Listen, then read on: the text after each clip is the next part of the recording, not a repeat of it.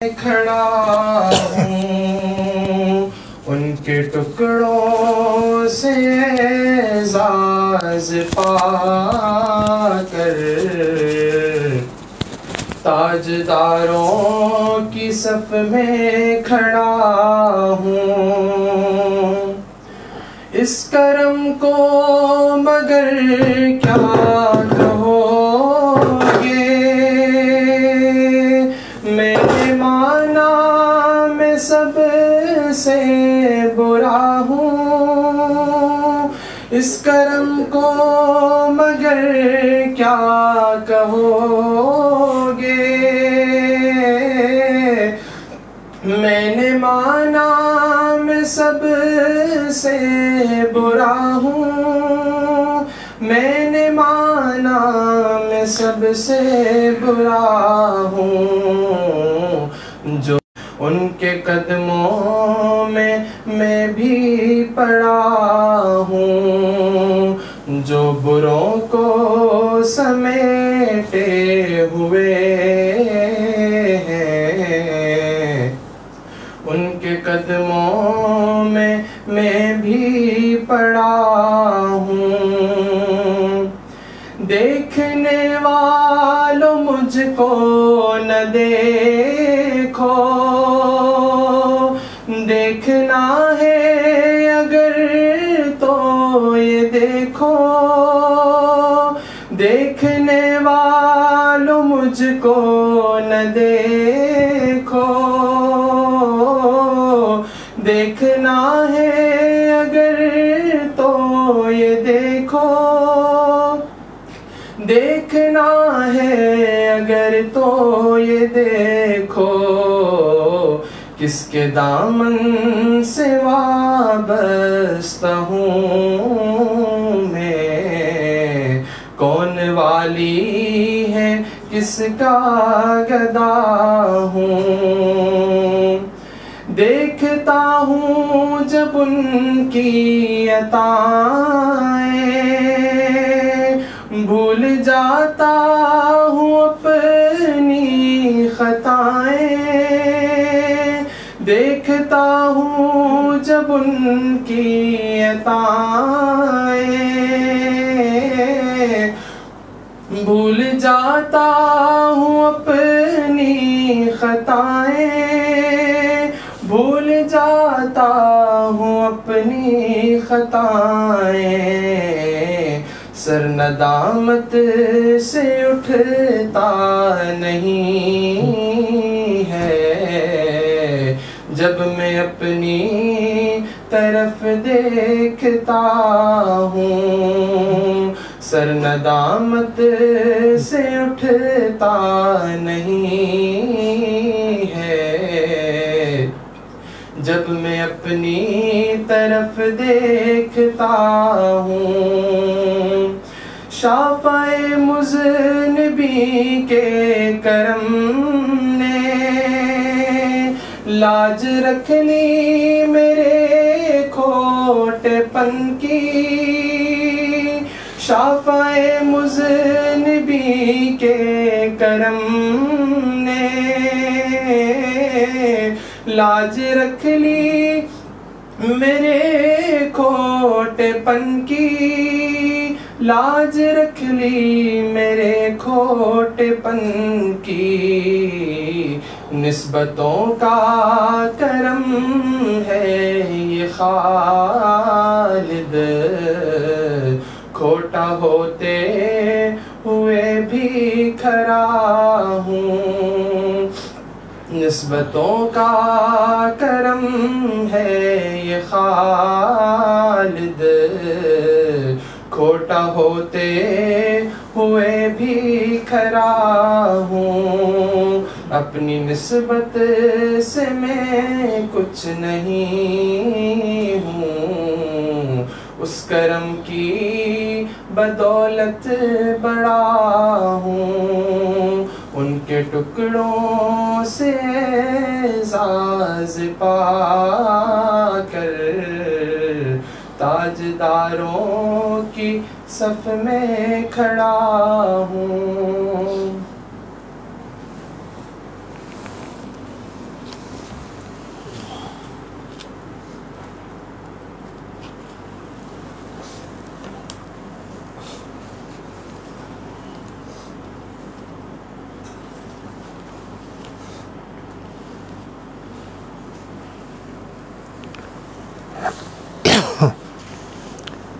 الحمد للہ وکفا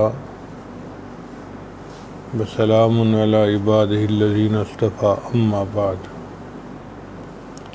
حدیث مبارک کی مجالس کے آداب میں سے ہے کہ انسان باوضو ہو، صاف ستھرے کپڑے پہنے، خوشبو کا استعمال کرے اور نبی علیہ السلام پر کثرت سے درود شریف پڑھے۔ آج کی اس مجلس میں بخاری شریف کی آخری حدیث کی تلاوت ہوگی اور پھر اس کے متعلقہ چند باتیں اختصار کے ساتھ آپ کے سامنے پیش کر دی جائیں گی۔ بسم اللہ الرحمن الرحیم۔ باب قول اللہ تعالی وَنَضَعُ الْمَوَازِينَ الْقِسْطَ لِيَوْمِ الْقِيَامَةِ وَأَنَّ أَعْمَالَ بَنِي آدَمَ وَقَوْلُهُمْ يُوزَنُ وقال مجاہد القسطاس العدل بالرومیہ ويقال القسط مصدر المقسط وهو العادل وأما القاسط فهو الجائر۔ وبه حدثنا احمد بن اشکاب حدثنا محمد بن فضیل عن وارث بن القعقاع عن ابی زرع عن ابی ہریرہ رضی اللہ تعالی عنہ قال قال النبی صلی اللہ علیہ وسلم کلمتان حبیبتان الی الرحمن خفیفتان علی اللسان ثقیلتان فی المیزان سبحان اللہ وبحمدہ سبحان اللہ العظیم۔ سبحان ربک رب العزت عما یصفون وسلام علی المرسلین والحمد للہ رب العالمین۔ اللہم صلی علی سیدنا محمد وعلی آل سیدنا محمد وبارک وسلم۔ بخاری شریف کی اس آخری حدیث کو حدیث تسبیح کہتے ہیں۔ اس میں نبی علیہ السلام نے سبحان اللہ پڑھنے کے فضائل بیان فرمائے ہیں اور بیان کرنے کا انداز بھی انوکھا ہے۔ نبی علیہ السلام نے فرمایا کلمتان، عام طور پہ طلباء کے نزدیک کلمہ ایک لفظ کو کہا جاتا ہے، مگر کئی مرتبہ ایک پورے فکرے کو بھی کلمہ کہتے ہیں، جیسے کلمہ طیبہ، کلمہ شہادت، پورا فکرہ ہوتا ہے، اس کو کلمہ کہتے ہیں۔ تو کلمتان کا مطلب ہوگا کلامان، دو کلام ایسے ہیں، دو باتیں ایسی ہیں۔ حبیبتان الی الرحمن، رحمان کو بہت پیاری۔ نبی علیہ السلام اتنا ہی بتا دیتے تو کافی تھا۔ کوئی بھی بندہ جب سنتا ہے کہ یہ بات اللہ کو بہت پسند ہے تو اس کا دل راغب ہوتا ہے کہ میں اس عمل کو کروں۔ تو نبی صلی اللہ علیہ وسلم نے فرمایا حبیبتان الی الرحمن، ای محبوب قائلہما، جو ان کو پڑھنے والا ہے وہ اللہ کا محبوب بن جاتا ہے۔ اور پھر اگلی بات فرمائی خفیفتان علی اللسان، زبان سے پڑھنے بھی وہ کلمے بہت آسان ہیں۔ کچھ حروف ایسے ہیں جن کا زبان سے نکالنا مشکل ہوتا ہے، جیسے حروف قلقلہ، قطب جد یا حروف استعلاء، خص ضغط قز، ان کو نکالنا مشکل ہوتا ہے، مگر جو حروف ان کلاموں میں ہیں وہ بہت آسان ہے زبان سے نکالنا۔ تو اور طبیعت راغب ہو گئی کہ اللہ کو پیارے بھی ہیں اور زبان سے پڑھنے آسان بھی ہیں۔ پھر نبی صلی اللہ علیہ وسلم نے تیسری بات بنائی کہ ثقیلتان فی المیزان، وہ میزان میں بہت بھاری ہوں گے، نیکیوں کے پلڑے کو جھکا دیں گے۔ اب اتنا سننے کے بعد تو سامع کا دل کہتا ہے کہ بھئی ہمیں جلدی بتائیں، ہم بھی پڑھیں۔ یہ نبی علیہ السلام کی بات کا اچھوتا پن ہے کہ آپ نے ایسی نہیں بات بتا دی، پہلے ایسی بات کہی کہ دل میں شوق پیدا ہو اور پھر وہ باتیں بتائیں۔ اب تین باتیں ذہن میں رکھیے، دو باتیں ایسی ہیں رحمان کو بہت پیاری ہیں، زبان سے پڑھنی بہت آسان ہے، اور میزان کے اندر قیامت کے دن بہت بھاری ہوں گی۔ اب وہ باتیں کون سی ہیں؟ سبحان اللہ و بحمدہ سبحان اللہ العظیم۔ سبحان اللہ کا کیا معنی ہے؟ اے اللہ آپ پاک ہیں، آپ میں کوئی عیب نہیں، کوئی کمی نہیں، کوئی کوتاہی نہیں۔ یہ بھی تعریف کا ایک انداز ہوتا ہے۔ چونکہ طالبات کی کلاس ہے تو میں ایک مثال سے بات سمجھاتا ہوں کہ اگر کسی لڑکی کے رشتے پسند کرنے کا موقع آئے تو بات کرنے کے انداز دو طرح سے ہوتے ہیں۔ لڑکی بڑی خوبصورت ہے، بڑی پڑھی لکھی ہے، بڑی نیک ہے، بڑے اچھے گھرانے کی ہے، اب یہ اس کی تعریفیں ہیں جو بندہ کر رہا ہے۔ اور ایک تعریف کا انداز یہ بھی ہے، جاہل نہیں ہے، ضدی نہیں ہے، کامچور نہیں ہے۔ اب ہم نے اس کی تعریف تو کوئی نہیں کی، لیکن ہم نے برائیوں کو اس سے الگ کر دیا کہ نہ جاہل ہے، نہ ضدی ہے، نہ کامچور ہے۔ اس کا مطلب ہے اچھی لڑکی ہے۔ تو جب ہم کہتے ہیں نا سبحان اللہ، اللہ آپ پاک ہیں، تو ہم تعریف کا یہی انداز اپنا رہے ہوتے ہیں، اللہ آپ میں تو کوئی کمی کوتاہی ہے ہی نہیں، کوئی نقص ہے ہی نہیں۔ اللہ کو یہ بات بڑی اچھی لگتی ہے کہ ہاں میں ہی ہوں وہ ذات جس میں کوئی نقص ہے ہی نہیں۔ چنانچہ اللہ نے قرآن مجید میں اپنی تعریف خود فرمائی ہے، فسبحان اللہ، اور اللہ پاک ہے ہر قسم کے عیب سے۔ یہ بات اللہ کو اتنی پیاری ہے سبحان اللہ کہ اللہ تعالیٰ بندے سے خوش ہو جاتے ہیں۔ حدیث مبارکہ میں ہے، یہ بخاری شریف کی روایت ہے کہ اگر کوئی آدمی دن میں 100 مرتبہ سبحان اللہ و بحمدہ پڑھ لیتا ہے، اللہ اس کے سب گناہوں کو معاف کر دیتے ہیں، اگرچہ اس کے گناہ سمندر کی جھاگ کے برابر کیوں نہ ہو۔ اب آپ سوچئے کہ سمندر کی جھاگ کتنی ہوگی، ہمارے تصور سے زیادہ۔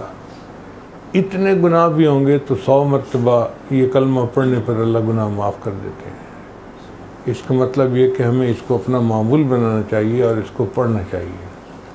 اور اصل بات یہ ہے کہ ہم لوگوں کو سبحان اللہ کا لفظ اپنی گفتگو میں شامل کرنا چاہیے۔ ہمارا یہ تجربہ ہے کہ عرب لوگ جو ہے نا وہ بات کرتے کرتے بار بار سبحان اللہ کا لفظ استعمال کرتے ہیں۔ ہم اجمی لوگ بالکل نہیں کرتے، عادت ہی نہیں ہوتی، کسی نے سکھایا ہی نہیں ہوتا، جبکہ ہم کر سکتے ہیں۔ مثال کے طور پہ سبحان اللہ، آج میں نے فجر کی نماز تکبیر اولیٰ کے ساتھ ادا کی۔ سبحان اللہ، آج صبح بچوں نے اسکول جاتے ہوئے بالکل تنگ نہیں کیا، آرام سے چلے گئے۔ سبحان اللہ، آج پورا دن بیوی کے ساتھ کوئی جو نوک جھونک نہیں ہوئی۔ سبحان اللہ، آج دفتر میں کوئی ایسی بات نہیں ہوئی کہ میرا باس مجھ سے ناراض ہوتا ہے۔ سبحان اللہ، آج سارا دن بہت میرا پرسکون گزرا۔ اب ہم یہ فکر بولتے تو ہیں لیکن اس میں سبحان اللہ کہنا بھول جاتے ہیں۔ تو ہمیں چاہیے کہ ہم اپنی گفتگو میں اس لفظ کو زیادہ سے زیادہ استعمال کریں۔ مثلاً ہم بیوی کو کہہ سکتے ہیں سبحان اللہ، کھانا بہت اچھا بنا ہوا ہے۔ اور روز ہم اچھے کھانے کھاتے ہیں بیوی کے ہاتھ کے بنے ہوئے۔ اول تو تعریف کرتے نہیں، اور کرتے ہیں تو اللہ کو بھول جاتے ہیں۔ ہم سبحان اللہ پہلے کہیں پھر بات کی تعریف کریں۔ تو اپنی گفتگو میں اگر سبحان اللہ کو شامل کر لیں گے تو ہمارے لیے بہت برکتیں ہو جائیں گی۔ سبحان اللہ و بحمدہ، اس میں ایک تاثیر اور بھی ہے کہ اللہ تعالیٰ عذاب ڈال دیتے ہیں، تکلیف کو کم کر دیتے ہیں۔ چنانچہ اللہ تعالیٰ کے ایک پیغمبر تھے حضرت یونس علیہ السلام، ان کو مچھلی نے نگل لیا تھا، وہ مچھلی کے پیٹ میں چلے گئے تھے۔ اب مچھلی کے پیٹ میں جا کر ان کو کچھ سمجھ نہیں لگتی تھی کہ باہر کیسے نکل سکتے ہیں۔ تو یونس علیہ السلام نے سوچا کہ میں کیا کروں، انہوں نے کہا کہ میں اللہ کی تسبیح بیان کرتا ہوں۔ انہوں نے پڑھا لا الہ الا انت سبحانک انی کنت من الظالمین۔ اس آیت کی برکت سے اللہ نے مچھلی کو حکم دیا کہ ان کو پیٹ سے نکال دو، اور وہ مچھلی کے پیٹ سے باہر نکل آئے۔ اللہ تعالیٰ قرآن میں فرماتے ہیں فلولا انہ کان من المسبحین، اگر یونس علیہ السلام اللہ کی تسبیح بیان نہ کرتے لَلَبِثَ فِي بَطْنِهِ إِلَى يَوْمِ يُبْعَثُونَ، وہ قیامت تک مچھلی کے پیٹ کے اندر ہی رہتے ہیں۔ سزا اتنی بڑی تھی، تکلیف اتنی بڑی تھی، مگر سبحان اللہ کی برکت سے اللہ نے اس سے نجات عطا فرما دی۔ اسی طرح ایک اور واقعہ ہے، سعید رحمۃ اللہ علیہ روایت کرتے ہیں کہ حضرت عمر رضی اللہ عنہ کے پاس ایک مجرم کو لایا گیا، تو عمر رضی اللہ عنہ نے جلاد کو کہا کہ اس کے درس جوتے لگاؤ۔ اب جب جلاد نے ایک جوتا اس کے لگایا نا، تو جوتا کھا کے اس نے کہا سبحان اللہ، یعنی اس زمانے کے مجرم بھی ایسے تھے کہ ان کی زبان پہ اول فول نہیں بکتے تھے، بلکہ ان کی زبان پہ اللہ کا ذکر جاری ہوتا تھا۔ تو جب ایک جوتا پڑا تو مجرم نے کہا سبحان اللہ، تو حضرت عمر نے جلاد کو اشارہ کر دیا کہ بس ایک ہی کافی ہے، زیادہ نہ مارو۔ ایک اور صحابی تھے جو بڑے مفتی قسم کے صحابی تھے، ان کا نام تھا ابی ابن کعب رضی اللہ عنہ، وہ مسکرا پڑے۔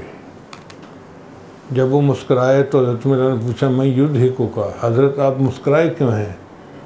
انہوں نے فرمایا قال والذی نفسی بیدہ، قسم استاد کی جس کے قبضے میں میری جان ہے، سبحان اللہ نے اس شخص کی تکلیف میں کمی کر دی۔ 10 جوتے پڑھنے تھے، ایک جوتے پہ معافی ہو گئی۔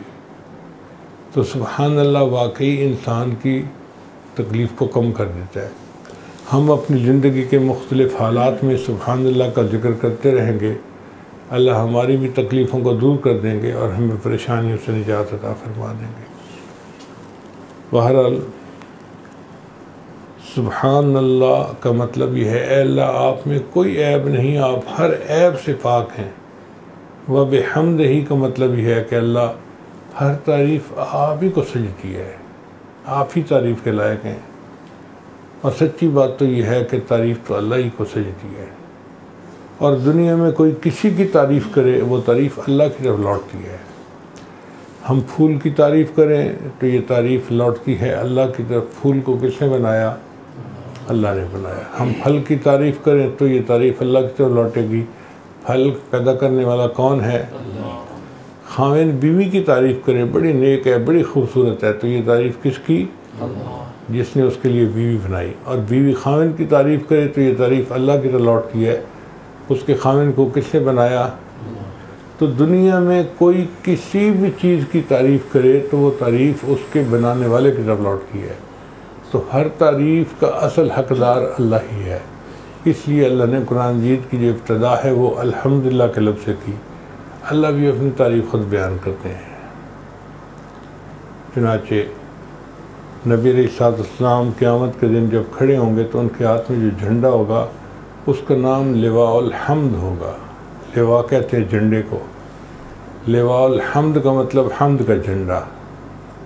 اور نبی علیہ السلام نے فرمایا کہ اللہ مجھے قیامت کے دن مقام محمود عطا فرمائیں گے، اور میں وہاں جا کر اللہ کی ایسی تعریفیں کروں گا نہ پہلے کسی نے کی ہوں گی، نہ کوئی بعد میں ایسی تعریف کر سکے گا۔ اور نبی علیہ السلام کی امت کا نام قیامت کے دن حمادون ہوگا، اور نبی علیہ السلام کے گھر مبارک کا نام جو جنت میں ہوگا بیت الحمد ہوگا، اور جو جنتی فرشتے ہیں وہ بھی الحمدللہ رب العالمین کا ذکر کریں گے۔ اور جو فرشتے عرش کے گرد طواف کرتے ہیں قرآن مجید میں ہے وقیل الحمدللہ رب العالمین، وہ بھی الحمدللہ رب العالمین۔ تو حمد ہی بیان کرتے ہیں سب، ہمیں بھی چاہیے ہم اللہ کی حمد بیان کریں۔ تو یہ پورا فکرہ ہے سبحان اللہ و بحمدہ۔ حدیث مبارکہ میں آتا ہے کہ جو بندہ سبحان اللہ پڑھتا ہے تو آدھا پلڑا نیکیوں کے ساتھ بھر جاتا ہے، والحمدللہ تملأہ، اور اگر وہ والحمدللہ بھی پڑھ لیتا ہے تو پورا پلڑا نیکیوں سے بھر جاتا ہے۔ اب بتائیے کیسا زبردست عمل ہے کہ ایک مرتبہ پڑھنے سے نیکیوں کا پلڑا نیکی سے بھر جاتا ہے۔ تو ہمیں چاہیے کہ ہم اس ذکر کو کثرت کے ساتھ کریں اور اللہ تعالیٰ کی پاکی بیان کریں، اللہ کی بزرگی بیان کریں۔ پھر دوسرے فکر میں بھی یہی فرمایا سبحان اللہ العظیم، اللہ آپ ہر عیب سے پاک ہیں اور آپ سب سے بلند ہیں۔ اللہ تعالیٰ ہماری آج کی اس مجلس کو قبول فرمائے، اور اس کے بدلے اللہ ہمیں اپنے مقرب بندوں اور بندیوں میں شامل فرمائے۔ وآخر دعوانا ان الحمد للہ رب العالمین۔ دعا سے پہلے توبہ کے کلمات پڑھائے جائیں گے، لہذا سب مرد اور سب خواتین توبہ کے کلمات پیچھے پیچھے سچے دل کے ساتھ پڑھ لیں۔ پڑھیں بسم اللہ الرحمن الرحیم۔ لا الہ الا اللہ محمد الرسول اللہ، آمنت باللہ وملائکتہ وکتبہ ورسلہ والیوم الآخر والقدر خیرہ وشرہ من اللہ تعالی والبعث بعد الموت، آمنت باللہ کما ہوا باسمائہ وصفاتہ وقبلت جمیع احکامہ اقرار باللسان وتصدیق بالقلب، اشہد ان لا الہ الا اللہ واشہد ان محمدا عبدہ ورسولہ، استغفر اللہ ربی من کل ذنب واتوب الیہ برحمتک یا ارحم الراحمین۔ ان کلمات کو پڑھنے سے ہم تو بتائے ہو چکے ہیں، چند معمولات ہیں جن کو باقاعدگی سے کریں گے تو اللہ تعالیٰ دل کو منور کریں گے۔ ان میں پہلا عمل ہے 100 مرتبہ استغفار صبح و شام پڑھنا، استغفر اللہ ربی من کل ذنب واتوب الیہ۔ دوسرا عمل ہے 100 مرتبہ درود شریف صبح و شام پڑھنا، اللہم صلی علی سیدنا محمد وعلی آل سیدنا محمد وبارک وسلم۔ تیسرا عمل ہے قرآن مجید کی تلاوت روزانہ کرنا، ایک پارہ پڑھیں، آدھا پارہ پڑھیں، پاؤ پڑھیں، پڑھیں ضرور۔ چوتھا عمل ہے چلتے پھرتے ہر وقت دل میں اللہ کو یاد رکھنا، دست بکار دل بیار، ہاتھ کام کاج میں مشغول، دل اللہ تعالیٰ کی یاد میں مشغول۔ اور پانچویں چیز ہے مراقبہ، وہ مراقبہ ان سب وظائف کا نچوڑ اور لب لباب ہے۔ طریقہ یہ ہے کہ جب آپ نماز پڑھ کے فارغ ہوں تو تھوڑی دیر کے لیے اللہ سے لو لگا کے تار جوڑ کے بیٹھ جائیں، اللہ کی رحمت آ رہی ہے، میرے دل میں سما رہی ہے، میرے دل کی ظلمت اور سیاہی دور ہو رہی ہے، اور میرا دل کہہ رہا ہے اللہ اللہ اللہ اللہ۔ بس آپ اس تصور میں بیٹھیں گے تو دل میں اللہ کی محبت بڑھے گی اور آپ اس کی حرارت کو خود محسوس کریں گے۔ دعا کر لیجیے۔ سبحان ربی العلی وحب، اللہم صلی علی سیدنا محمد وعلی آل سیدنا محمد وبارک وسلم۔ اے رب کریم، ہم آپ کے عاجز مسکین بندے ہیں، ہمارے گناہوں کو معاف فرما، خطاؤں سے درگزر فرما، عیبوں کی پردہ پوشی فرما۔ اے اللہ اس جامعہ کو دن دگنی رات چوگنی ترقی نصیب فرما، جتنی طالبات ہیں سب کو اپنی مقبول بندیوں میں شامل فرما، جتنی معلمات ہیں ان کو اپنی مقبول بندیوں میں شامل فرما۔ اے اللہ جو ادارے کا اہتمام انتظام انصرام چلا رہی ہیں ان کو بھی اپنی مقبول بندیوں میں شامل فرما۔ اللہ زین العابدین صاحب کے رزق میں برکت عطا فرما، ان کی عزت میں برکت عطا فرما، ان کو اولادوں کی خوشیاں نصیب فرما، اس گھر کو برکتوں کے ساتھ آباد فرما، خوشیوں کے ساتھ آباد فرما، نیکی کے ساتھ آباد فرما۔ اے اللہ ہماری ان دعاؤں کو اپنی رحمت سے قبول فرما، جتنے حاضرین مجلس مرد ہیں یا عورتیں ہیں سب کے گناہوں کو معاف فرما، اور آج کی اس مجلس میں اٹھنے سے پہلے اللہ ہم سب کی بخشش فرما، ہماری ان دعاؤں کو اپنی رحمت سے قبول فرما۔ اے اللہ جو بچیاں آج بخاری شریف کی آخری حدیث پڑھ چکی ہیں، اللہ اب وہ جوانی کی عمر کو پہنچ چکی، ان کو نیک دیندار قدردان رشتے نصیب فرما، ماں باپ کے لیے ان کے فرض ادا کرنے آسان فرما۔ صلی اللہ تعالیٰ علی حبیبی سیدنا محمد و آلہ و اصحابہ اجمعین برحمتک یا ارحم الراحمین.